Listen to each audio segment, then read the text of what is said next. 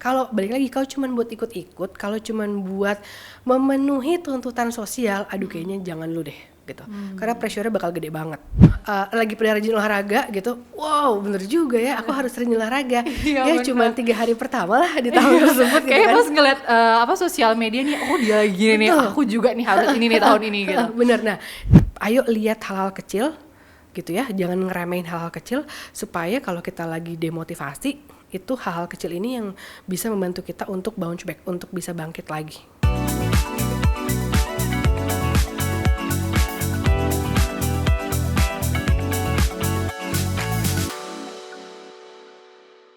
Dalam bikin resolusi itu sebenarnya apa sih do and don'ts-nya menurut Mbak Ana? Oke, kita mulai dari do-nya dulu ya. Oke. Do-nya adalah jangan lupa buat evaluasi. Ya. Evaluasi tadi yang seperti udah aku sampaikan, boleh kalau mau rajin banget ya boleh per quarter gitu kan, Yeah. atau boleh per semester aja, artinya setahun 2 kali, atau ya udah akhir tahun aja juga nggak apa-apa gitu. Kemudian yang kedua, ketika kita membuat kita membuat resolusi, kita perlu lihat nih gitu ya, apakah itu achievable atau bisa dikerjakan dalam periode waktu itu atau Selama enggak, tahun. atau kita memang perlu untuk mengerjakan hal yang lain dulu, karena hal yang itu baru bisa dilakukan sebenarnya tahun depan. Gitu, nggak apa-apa juga gitu. Kita perlu lihat sebenarnya dasarnya kita tujuannya gitu, kita bikin resolusi ini buat apa sih? Buat apa? Gitu, itu yang do-nya gitu. Nah, don'ts-nya jangan ngikutin orang lain gitu kan. Aku sering banget lagi nih Mbak, kalau misalkan bikin resolusi suka dia tuh lagi bikin ini nih. Sama gitu kan. Tentunya juga kalau deh, misalkan gitu. temenku kayak gini, lagi pada rajin olahraga gitu, wow bener juga ya, aku harus rajin olahraga. Iya, Ya bener. cuman 3 hari pertama lah di tahun tersebut gitu Kayak kan. pas ngeliat sosial media nih, oh dia lagi gini nih, Betul. aku juga nih harus ini nih tahun ini gitu. Bener. Nah, tapi itu sayangnya jadi don'ts nih gitu, untuk tidak mengikuti orang lain, diikutin. tidak Oke, boleh mengikuti orang jadi lain. Mama juga jangan ikutin orang lain. Oke. Karena sebenarnya itu akan membuat kita jadi tidak punya tujuan sendiri, yang membuat jadinya tadi turun motivasinya lebih gampang hancur sebenarnya Iya, gitu. Itu. Kemudian don'ts yang lagi adalah kalau kita tidak menyadari bahwa sebenarnya tujuannya ini apa, jadi sebenarnya baliknya ke tujuan juga gitu. Jadi tadi ya don'ts-nya adalah jangan ikuti orang lain, yang kedua jangan membuat resolusi tanpa tujuan gitu, tanpa dasar yang jelas. Yang ketiga sebenarnya jangan meremehkan proses pembuatan resolusi dan proses mencapai resolusinya gitu. Karena gini, kadang kita suka ngomongnya gini sih Mbak, belum mencapai apa-apa kok gitu kan. Tapi sebenarnya kalau kita ngeliat ke belakang, udah banyak hal-hal kecil yang kita lakukan untuk mencapai resolusi kita, tapi itu nggak kita notice gitu loh.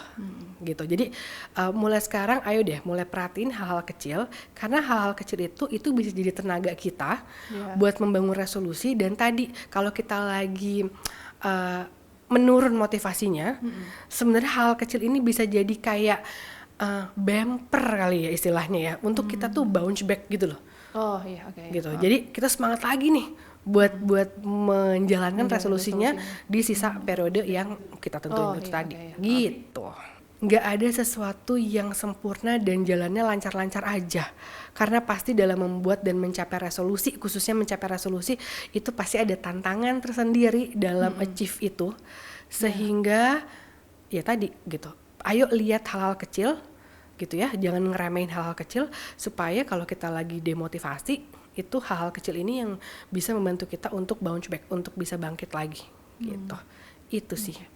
Nah kayak misalkan yang soal tantangan apa segala macam, kadang itu kita tuh kayak apa ya, berantem ya mungkin sama diri sendiri kita gitu ya. Nah itu gimana sih kita mendamaikan diri kita sendiri tuh kalau menurut Mbak Ana? Sebentar, berantemnya itu ketika Misalkan kayak tadi nulis resolusi terus tantangannya kayak gini, wah kok nggak bisa ya, kayaknya wah ini kayaknya nggak mungkin deh apa segala macam. Nah untuk mendamaikan hal-hal kayak gitu sama diri kita sendiri, menurut Mbak Ana seperti apa? Ada beberapa trik sebenarnya. Yang pertama kita bisa cool down dulu.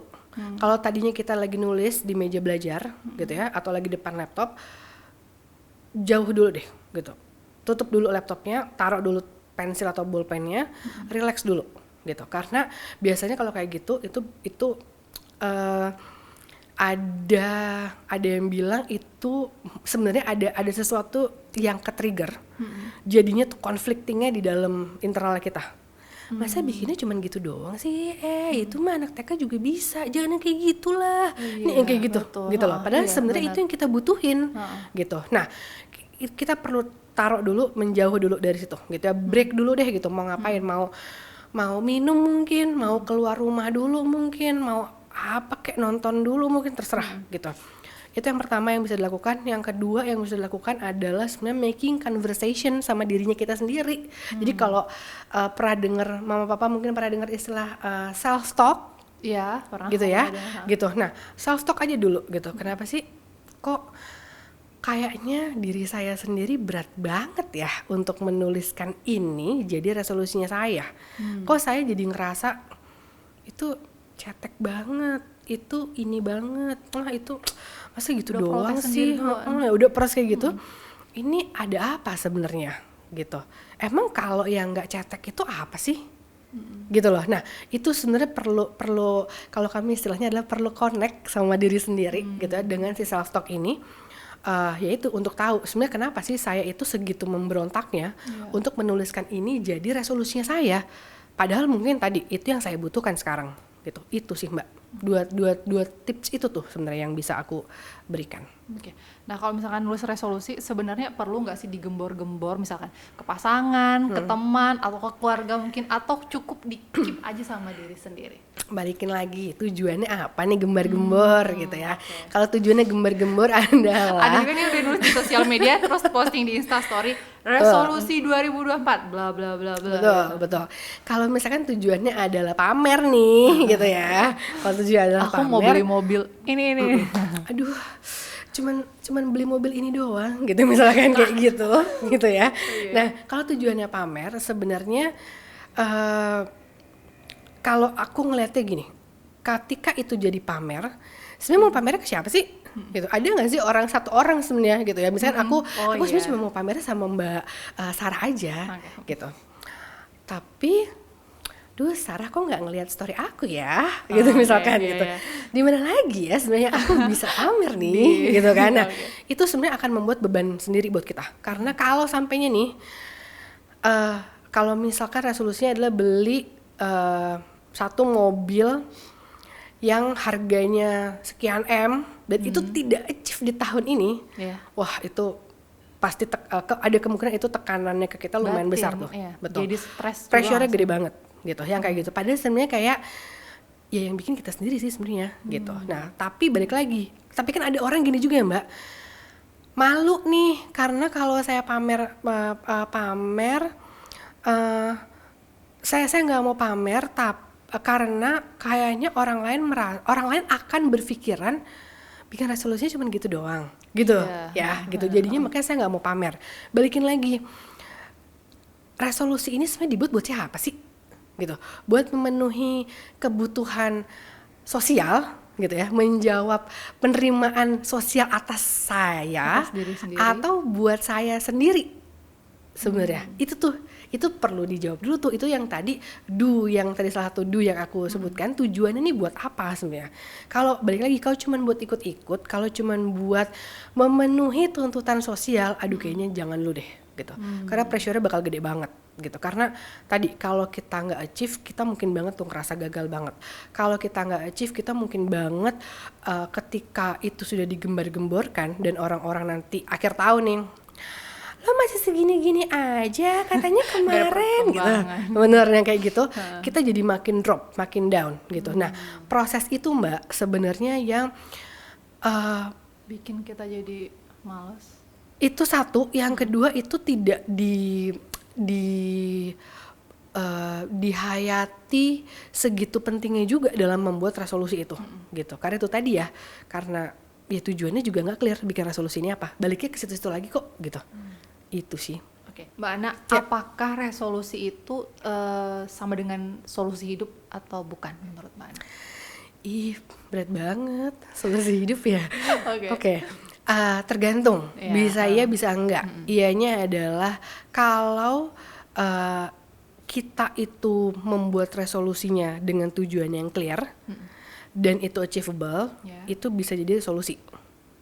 Contohnya gini, resolusinya adalah ingin memperbaiki hubungan dengan mama, misalkan gitu. Iya. Itu target gitu ya. Resolusinya adalah kayaknya aku perlu untuk datang ke psikolog deh, kayak gitu.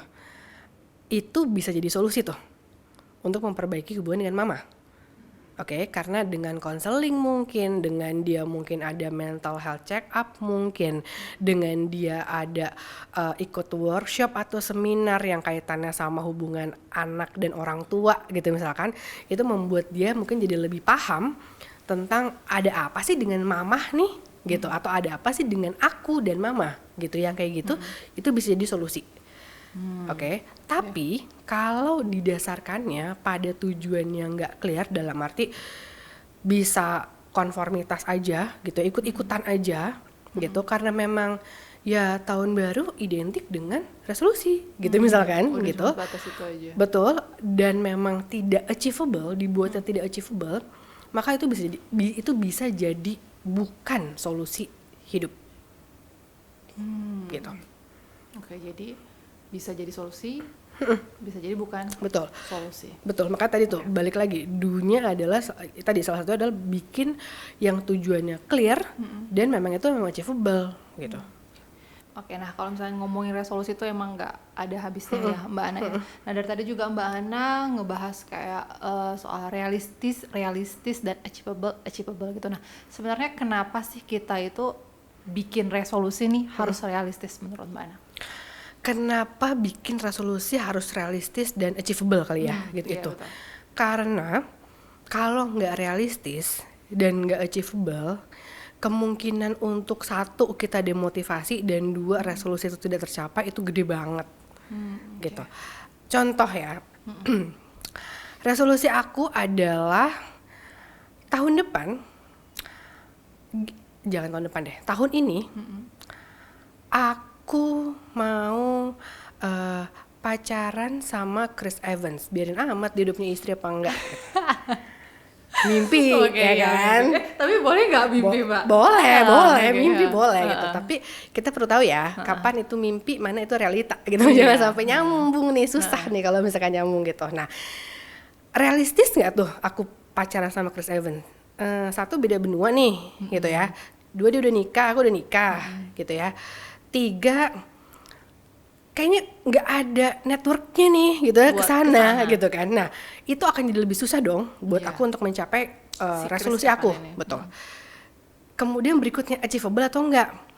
Kalau cuman buat ketemu doang mungkin achievable. Samperin aja kali ke Amerika, itu juga nggak segitu achievable gitu kan. Kita perlu mau kemana sih, mau ke rumah dia gitu kan. Nanti nyamperin disangka langsung. ini disangka ini fans apa nih gitu kan. Ini aku di stalk atau gimana kayak gitu-gitu. Nah, hal itu yang sebenarnya kenapa dari tadi aku selalu bilang realistis dan achievable, karena dua hal ini adalah hal mendasar yang perlu kita lakukan untuk membuat resolusi. Plus satu lagi ada tujuan ya, tujuannya realistis dan achievable tadi. Karena ya itu tadi, kalau tidak realistis dan tidak achievable, susah mencapainya. Kalau udah susah mencapainya, kemudian gagalnya gede. Kalau udah gagalnya gede, nah itu bisa merepet kemana-mana tuh gitu. Tadi tuh kayak ngerasa gagal, ngerasa bahwa ikut-ikutan mungkin dibilangnya segala macam. Nah itu bisa merepet kemana-mana. Itu.